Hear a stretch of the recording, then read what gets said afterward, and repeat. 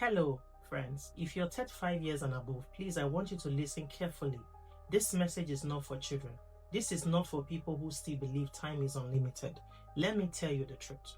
And I say this in love, not in judgment. You don't need motivation anymore. Enough of this aspire to a Maguire to reliever, aspire to inspire.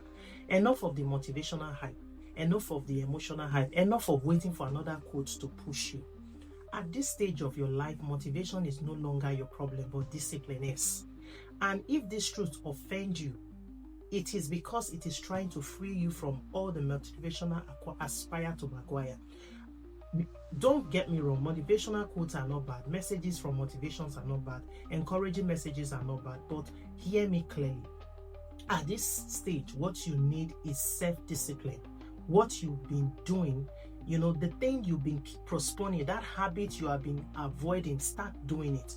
What you don't want to regret when you are 60, begin it now. What you don't want to cry about when you are 80, why don't you start it today? Yes, it will be hard. Yes, it will be painful. Yes, it will stretch you, but do it anyway. Be hard on yourself. So, I want you to be hard on yourself this year so that you don't become, life don't become harder when later. You don't need motivation. Let your results inspire you. Let your growth, motivate you. There is what we call the midlife pressure zone. This stage of life is very critical. This is where many people enter what we call midlife crisis. Not because they failed, not because, it's just because they start comparing. Your friends are buying houses, they are having children, they are traveling on expensive vacation, they are progressing. Now, life begins to feel like nothing is happening in your life. Listen to me. Compassion will make you feel, comparison will make you feel like you are a failure.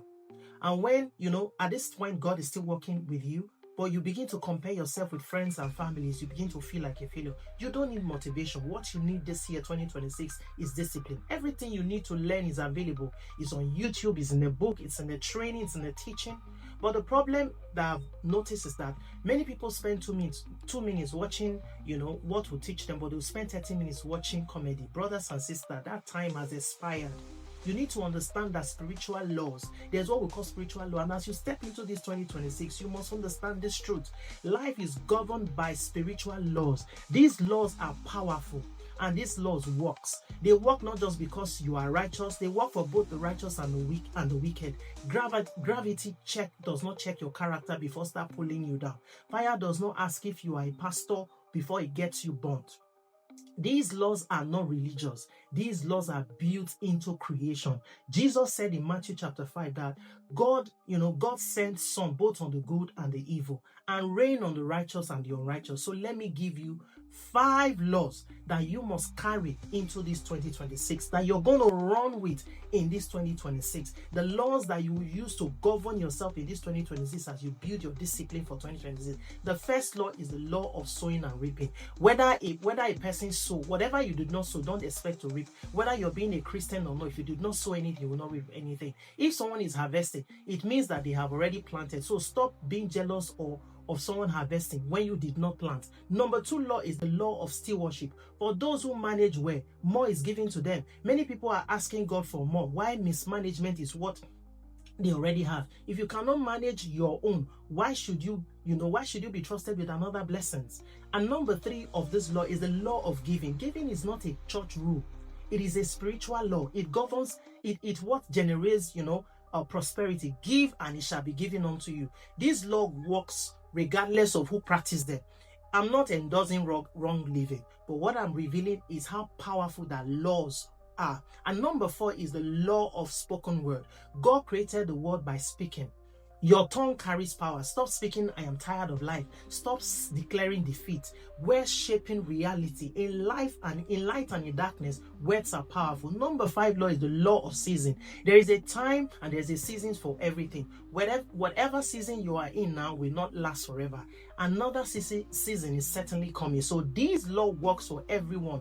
Both the presence of God, but one thing you have to understand, that the presence of God determines the outcome of all these laws. So as you step into this year, I want you to speak this every single day. of your life in this year. I'm experiencing the favor of God in 2026 like never before. I am not chasing things, I attract them to me. God is using my life to display his glory. What eyes has not seen, ears have not heard, and mind has not imagined, God is doing for me this year. This is my best year yet. I am disciplined, I am aligned with God's purpose, and I have divine backing. Now, this is not just another year. This is a second chance year for you. Now, if this message speaks to you, please send it to someone and step boldly into this year 2026 with discipline. And God will give you divine favor as you discipline yourself to go into 2026. So thank you.